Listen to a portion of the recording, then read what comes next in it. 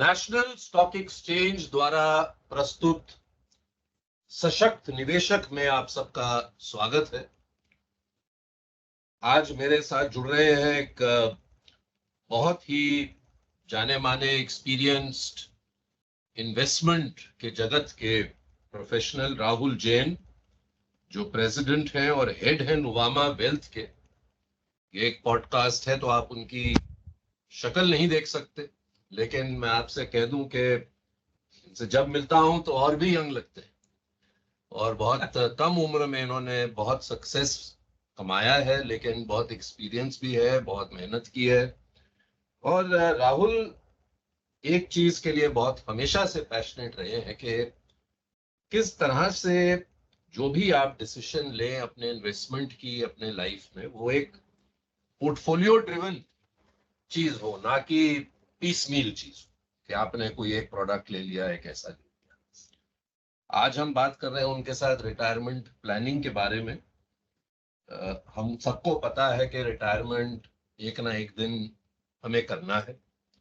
कई बार हमें मौका ही नहीं मिलता। राहुल, कोई कंपनी में हम काम अगर कर रहे हो तो वो कहते हैं कि आज आप इतनी उम्र के हो गए, अब चलिए।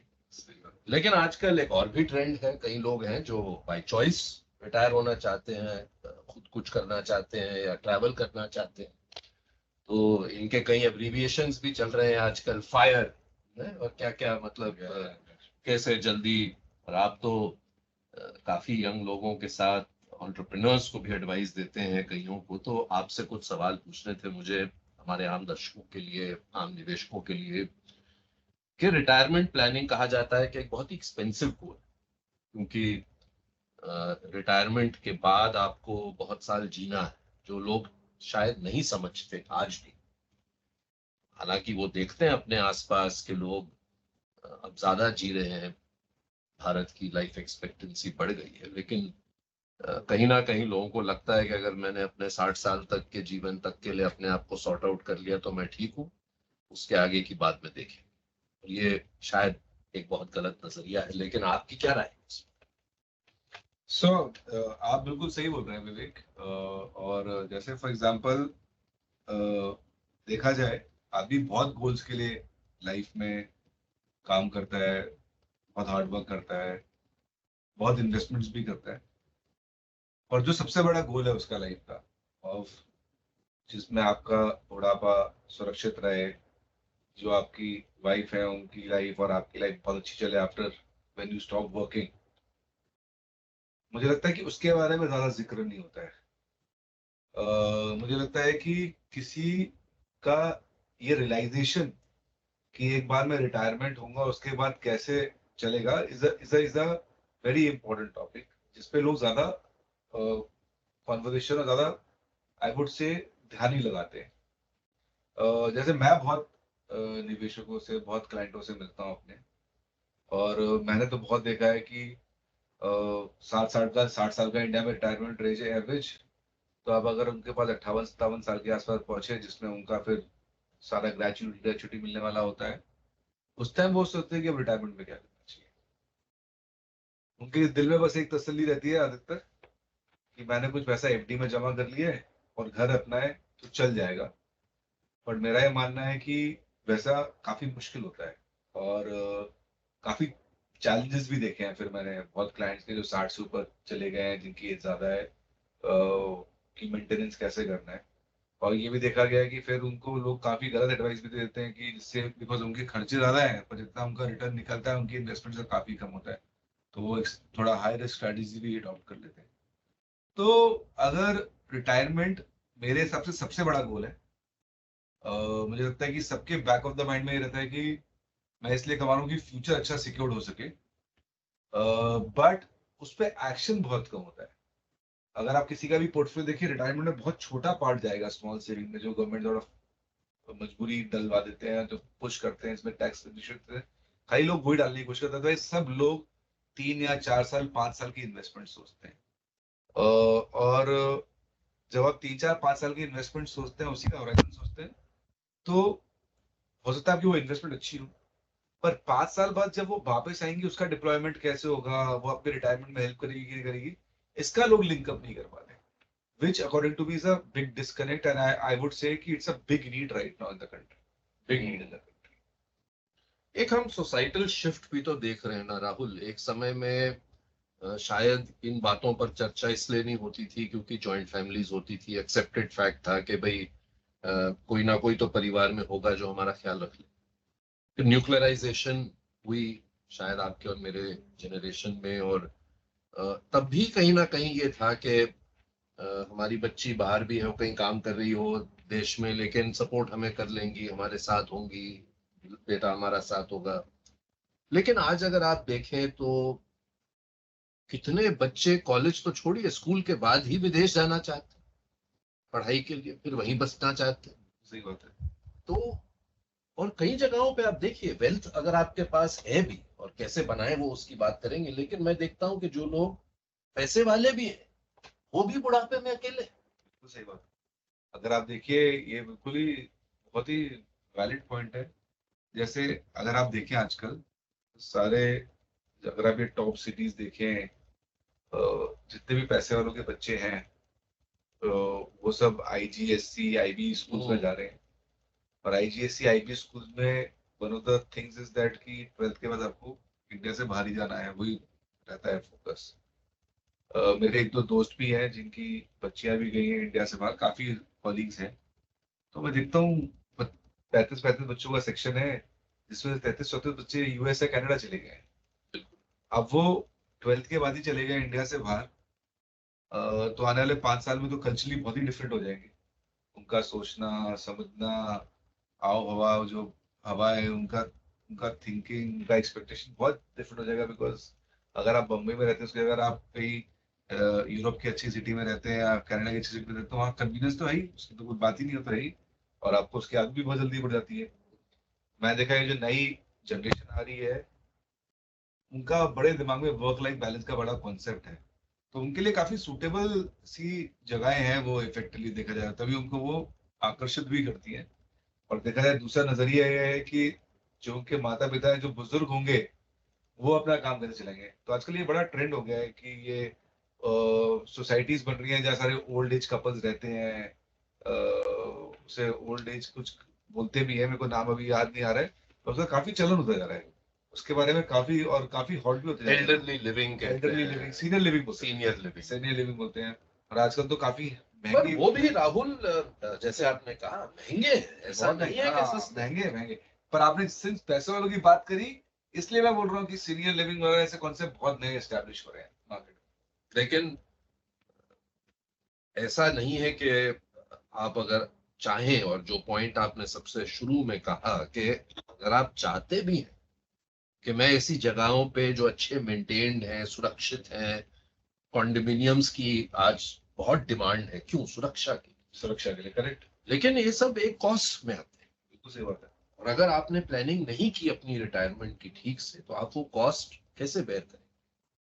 और इन्फ्लेशन, जिसके बारे में आप कई बार कह चुके हैं लोगों को, वो भी खाता रहता है आपके पैसों। बिल्कुल खाता रहता है मैं पैसे। एक आंकड़ा जो मैंने आपसे पहले भी शेयर कर दिया था कि आप प्रिपेयर हो गए, तो क्योंकि इसमें ऐसा है कि हर एक की जरूरतें अलग है राहुल, तो एक कोई जनरल यार्डस्टिक तो हो नहीं सकती, क्योंकि कोई इंसान है जो 2 लाख रुपए में खुश होगा, कोई इंसान है जो 3 लाख में भी ना खुश हो। तो मैंने एक ऐसी आंकड़ा लिया है आउट ऑफ द ब्लू के अगर इन्फ्लेशन एडजस्टेड 3 लाख रुपए पर मंथ किसी को चाहिए रिटायरमेंट के बाद,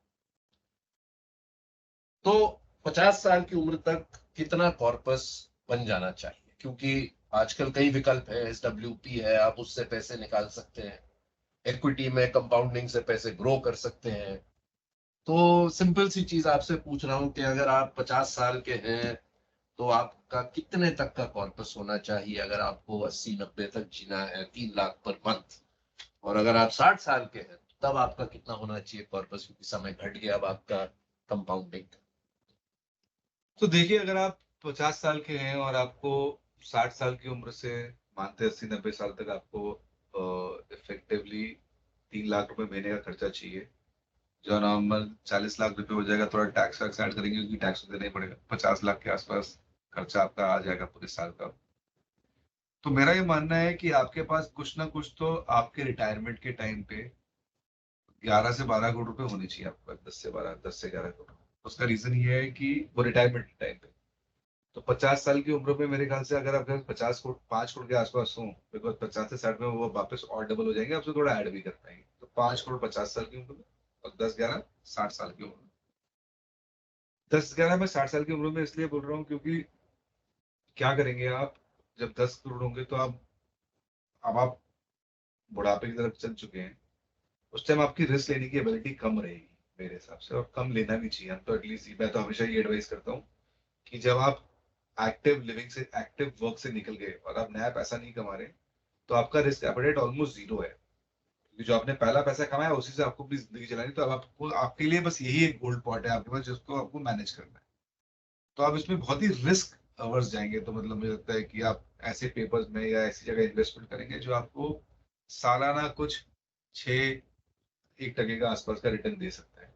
तो 6% का रिटर्न कुछ आपका 60 लाख रुपए के आसपास हो गया 10 करोड़ में, तो जब उसमें आपका 50 लाख रुपए निकल गया और 10 लाख रुपए थोड़ा और आप इक्विटी में डालेंगे, इससे क्या होगा कि आने वाले टाइम में जैसा लग रहा है इंटरेस्ट रेट गिरेंगे गिरेंगे, बढ़ने वाले नहीं हैं। अगर आप देखें, जो जो ये इन्फ्लेशन कम हो रही है इंडिया की, उस इन्फ्लेशन से कम होने से क्या हो रहा है इफेक्टिवली, आपकी ब्याज दरें भी, जो जो सीनियर लोग लगाते हैं पैसा, एफडी में हो गया, एनएससी में हो गया, पीपीएफ में हो गया, आप देखिए सबके रेट्स कम ही होते जा रहे हैं धीरे धीरे। तो सबसे ज्यादा पिंच रिटायरीज को कर रहा है, क्योंकि जहां उनको एक टाइम पे 11% बनता था, अब 8% बनता है, तो आप 1 करोड़ पे सपोज फॉर एग्जाम्पल 11 लाख रुपए कमाते थे, अब खाली 8 लाख रुपए कमाते हैं। और सबसे ज्यादा रिटायरीज पैसा डालते हैं इसके अंदर, सबसे ज्यादा पिंच भी उन्हीं को होता है। तो ये तो होने ही वाला है। तो आप कुछ 5 करोड़ के आसपास का अगर आप कॉर्पस 50 साल की उम्र में ऐड कर लें, और फिर आप उसको थोड़ा बिल्कुल लो रिस्क पे रखें, तो वो हो जाएगा अगला 10 करोड़ के आसपास 10 साल में डबल हो ही जाएगा पैसा। और फिर आप उसको एकदम लो रिस्क में रख दीजिए, जो 6-7% का रिटर्न बनाएगा, उसमें थोड़ा आपका एक्स्ट्रा सेविंग बनेगा, तो थोड़ा इक्विटी में डाल दीजिए, तो फ्यूचर में थोड़ा बड़ा कॉर्पस और बन जाएगा, जिससे भी आप हेल्प कर सके। जैसे सपोज आपकी लाइफ एक्सपेक्टेंसी 80 से 90 हो जाती है, और वो हो ही रही है, जैसे इंडिया में अभी 80 है, मुझे लगता है आने वाले 5-6 साल में 90 हो ही जाएगी। The way health standards are going up, vaccination, दवाइयाँ जो आ रही हैं, तो उससे हो ही जाएगा इफेक्टिवली। तो अगर आप ऐसा कुछ मैनेज करके चल सकेंगे, तो फिर आपका लाइफ स्टेबल रहेगा, सस्टेनेबल बढ़िया रहेगा, मेरा मानना ये है। राहुल, अगले 10-20 साल, और मैं ये इसलिए पूछ रहा हूं क्योंकि अगर आज हम एक 20-25 साल के बच्ची या बच्चे से बात कर रहे हैं और जिनको हम बता रहे हैं कि एक दिन आप रिटायर होंगे, आपका क्या नजरिया है? लोग कहते हैं कि, और हम देखते हैं अपने आसपास के भारत में, ग्रोथ का जो सिलसिला है, जो रिफॉर्म्स का सिलसिला है, जो एक सेंटिमेंट है, और कई चीजें साथ आ रही हैं जुड़ के, स्टेबिलिटी है, political, tax stability, etcetera etcetera. आपका क्या नजरिया है कि ये जो आज के 20-25 साल के जो लोग हैं, अगर आज अच्छी तरह से अच्छी एडवाइस लेकर इन्वेस्ट करें, और जैसे मैंने शुरू में कहा, एक पोर्टफोलियो होना चाहिए, ऐसे नहीं कि सारे पैसे जाके इक्विटी में डाल दें या डेट में डाल दें, तो आपको लगता है कि अगले 15-20 साल में, जब तक ये 45 के होंगे या 40 के होंगे, बहुत अच्छी वेल्थ कमा पाएंगे, जो शायद आपकी और मेरी जनरेशन ने, क्योंकि हमने उतना जल्दी शुरू नहीं किया, शायद आपने किया, आप नॉलेजेबल आदमी हैं, लेकिन अधिकतर लोगों ने नहीं किया, और ना ही उतना रुके पेशेंस से। तो क्या अपॉर्चुनिटी है यंग लोगों के लिए वेल्थ क्रिएट करने की, अपने रिटायरमेंट के लिए, अपने खुद के लिए, चाहे वो जो भी करें, उसका अलग बात है। तो काफी अच्छा सवाल है, मुझे लगता है काफी रेलेवेंट भी है इंडिया के डेमोग्राफिक्स को देखते हुए, जहाँ काफी यंग पॉपुलेशन है, काफी एस्पिरेशनल भी है आजकल के लोग, जॉब्स भी पकड़ रहे हैं। मुझे मुझे लगता है अगर आपको इन्वेस्टमेंट की जर्नी चालू करनी है, तो एज अर्ली इन करियर आप चालू करें तो बेटर रहेगा, बिकॉज कंपाउंडिंग का इम्पैक्ट काफी बड़ा होता है उससे। मैं आपको एग्जांपल देता हूँ। अगर आपने 10 लाख रुपए लगाए और 30 साल के लिए 10% से कंपाउंड किया, तो वो 10 लाख रुपए होते हैं आपके 1.75 करोड़। वही सेम पैसे 10 लाख रुपए अगर 30 साल के लिए 18% से कंपाउंड किया, तो वो पैसे हो जाते हैं 15 करोड़। तो आप सोचिए 10 लाख रुपए 30 साल में 10% कंपाउंड करके आपका पैसा होता है कुछ 17 गुना, 18% से कंपाउंड करके होता है कुछ 140 गुना। ये फर्क है कंपाउंडिंग का, एक डिफरेंट रेट। जनरली क्या देखा गया है कि लोग लेट स्टार्ट करते हैं, फिर कैपिटल, उनको लगता है कैपिटल की कमी है। कोई मुझे बोल रहा था, समझदार आदमी था, उसने बोला कि देखो कैपिटल की कमी नहीं है, कमी नहीं होती, कमी होती है आपने कितने लंबे होराइजन के लिए इन्वेस्ट किया और कितना कंपाउंडिंग कर पाए आप, and that is the most important part. तो आप फॉर एग्जाम्पल आप 25 साल के हैं या 26 साल के हैं, और अगर आप 2-3 साल में 8-10 लाख रुपए एक्यूमुलेट करके डाल भी देते हैं, 10 लाख, जैसे मैंने आपको एक्सप्लेन किया, और अच्छा पोर्टफोलियो बनाते हैं जो 13-14% का रिटर्न दे सके, और अगर आपका ये पैसा कंपाउंड कर रहा है, तो आप कुछ ना कुछ 30 साल में जो आपके 50-55 की एज के हिसाब से आपको 10-11-12 करोड़ की काउंट पर पहुंच सकता है, और खाली 10 लाख रुपए से। इसके अलावा आप और भी एज में और भी ऐड करते रहेंगे तो वो और कंपाउंड करता जाएगा। पर मोटा माटी कहने का मतलब ये है कि अगर कोई समझदारी से सोचे और अच्छे इन्वेस्टमेंट करे और बार बार छेड़छाड़ी ना करे इसके साथ, तो बहुत पॉसिबल है कि आदमी 45-50 की उम्र में रिटायर कर जाए। मैं आपको जैसे बोला था कि आजकल की जनरेशन है बहुत डिफरेंटली सोचती है। जैसे एक आपने फायर वाला कॉन्सेप्ट बोला है कि योलो करके कॉन्सेप्ट भी है, यू ओनली लिव वंस। अच्छा, ये मैंने नहीं सुना। योलो करके कॉन्सेप्ट भी है, ऋषि जी, जो बोलते हैं यू ओनली लिव वंस। अच्छा। तो उसमें यह है कि किसके लिए इतना फ्यूचर में सोचना। तो आजकल हम लोग देख रहे हैं कि ये जो नई जनरेशन है, उनको बियॉन्ड अ पॉइंट काम नहीं करना, उनको अपनी हॉबीज परस्यू करनी है 45 की एज के आसपास, 50 की एज के आसपास। उनको वो लगे नहीं रहना कि वो पूरे टाइम किसी चीज से फिक्स है। सो वर्क लाइफ बैलेंस, उनको लाइफ को एंजॉय करना है। तो अगर वो राइट नाउ सोचेंगे तो, और समझदारी से प्लान बनाएंगे, तो बहुत ज्यादा चांसेस है कि वो 50 साल के ऊपर रिटायर कर सकते हैं। ऐसा कोई बहुत मुश्किल नहीं है, क्योंकि मैंने आपको खुद बताया, आप 10 लाख रुपए लगाइए 30 साल में, 10 लाख रुपए 10% के कंपाउंड में 1.5 करोड़ होते हैं, और 15% के कंपाउंड में कुछ आपके मेरे ख्याल से 12-13 करोड़ पहुंच जाएंगे। और फैक्ट ये है कि पिछले 25 साल के अगर हम आंकड़े देखें, कई mutual fund schemes, direct equity छोड़ दीजिए, नहीं तो 20% से भी ज्यादा कंपाउंडिंग की। हालांकि हम हमेशा कहते हैं कि जरूरी नहीं है कि आगे भी उसी तरह के नंबर होंगे, लेकिन हम ऐसा देख चुके हैं। एग्जैक्टली, भारत अभी कस्प पे है अगर और हेवी ग्रोथ के, तो बिल्कुल पॉसिबल, बिल्कुल पॉसिबल। तो कितना जरूरी है राहुल। मैं एक और ट्रेंड देखता हूं कि लोगों ने, क्योंकि ये इतना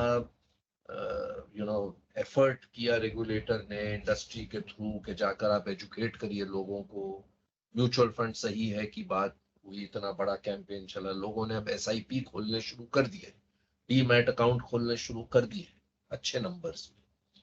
लेकिन एक ट्रेंड जो देखने को मिलता है वो ये है कि आपने एसआईपी शुरू कर दी, फिर उसी अमाउंट पर आप टिके रहे, और जैसे आपने समझाया कि हो सकता है कि 10% हो, लेकिन वही अगर आप बढ़ा पाए, जैसे हर साल आपकी इनकम बढ़ती है, और जिस साल बढ़े या कोई बोनस आए, तो इसको बढ़ाना भी जरूरी है। ये नहीं कि हम उसी 10 लाख पे ही टिके रहें। सही बात है, सही बात है। तो जैसे रिटायरमेंट कॉर्पस बोल लीजिए, आपकी नेटवर्थ बोल लीजिए, कितना पैसा आप इकट्ठा कर पाए वैसा बोल लीजिए, वो 3 चीजों का ही कॉम्बिनेशन है। आपने कितना प्रिंसिपल इन्वेस्ट किया था, उस पर आपने कितना रिटर्न किया, और कितने साल के लिए कंपाउंडिंग करके रिटर्न कर पाए। अब सिंस अगर आपकी इनकम बढ़ रही है, आपने एक टाइम पे सपोज 1 लाख रुपए का एसआईपी या 10,000 रुपए का एसआईपी चालू, उस टाइम आप सपोज 50,000 रुपए कमाते थे, अब आपकी सपोज कमाई 1 लाख रुपए, तो ज्यादा कमाई बढ़ रही है तो आप दो ही चीजें हो रही होंगी, या तो आप खर्चा कर रहे होंगे या इन्वेस्ट कर रहे होंगे। हमारे तो हमेशा यही सजेशन होता है सारे इन्वेस्टर को, सारे कंज्यूमर्स को, क्लाइंट्स, कि जो आप कमाए उसका 30% सेव कीजिए, उससे आपका फ्यूचर सिक्योर रहेगा। कभी भी कंटिजेंसी आएगी लाइफ में तो बहुत अच्छी तरह टैकल हो पाएंगे, और आपकी लाइफ भी अच्छी तरह एंजॉय कर पाएंगे, बिकॉज आपके गोल्स है करेक्ट, कि आपको गाड़ी खरीदनी है, कभी घर बनाना है। आफ्टर कोविड लोगों को बड़े घरों की भी जरूरत पड़ने लगी है, तो उसकी भी जरूरत है। ये भी ट्रेंड देखा वो भी गया ट्रेंड कि देखा लोग गया, बड़ा घर चाहते हैं, कॉन्डोमिनियम्स चाहते हैं हैं, सिक्योरिटी। जैसे आप अभी हम लोग वही बात करते हैं सीनियर लिविंग में, उसके लिए भी पैसा लगता है। तो जो पैसा लगता है वो निकलेगा तो सेविंग से ही, तो आपको सेव करना पड़ेगा। तो जैसे जैसे आपकी इनकम बढ़ती जाए, आपका सेविंग का अमाउंट आपकी लोएस्ट इनकम के हिसाब से नहीं होना चाहिए, वो कंटिन्यू रहना चाहिए। अगर 30% का आंकड़ा आपकी इनकम पे सेविंग एक अच्छा आंकड़ा है जो आपको हमेशा मैनेज करके चलना चाहिए। कभी कभी लोग बोलते हैं कि परेशानी होती है, इधर उधर होते हैं, पर मैंने बहुत लोग देखा जो लोग ऐसी बातें करते हैं ना, उनको रेस्टोरेंट में जाके 10,000 रुपए खर्च करने में डर एकदम झिझक नहीं होती है, और सेविंग करते समय ही उनको झटक आनी शुरू हो जाती है। पर आप सोचिए कि 10,000 रुपए रेस्टोरेंट में एक डिनर के लिए काफी पैसा होता है। तो मैं ये नहीं बोलता हूँ खराब चीज है, जिसका इनकम है उसको करना चाहिए, बट 30% तो आपको अपना इनकम का सेव करना ही चाहिए। अगर आप वो करेंगे तो एज योर इनकम ग्रोथ आपकी सेविंग बढ़ेगी तो आपका कॉर्पस इंप्रूव भी होता जाएगा।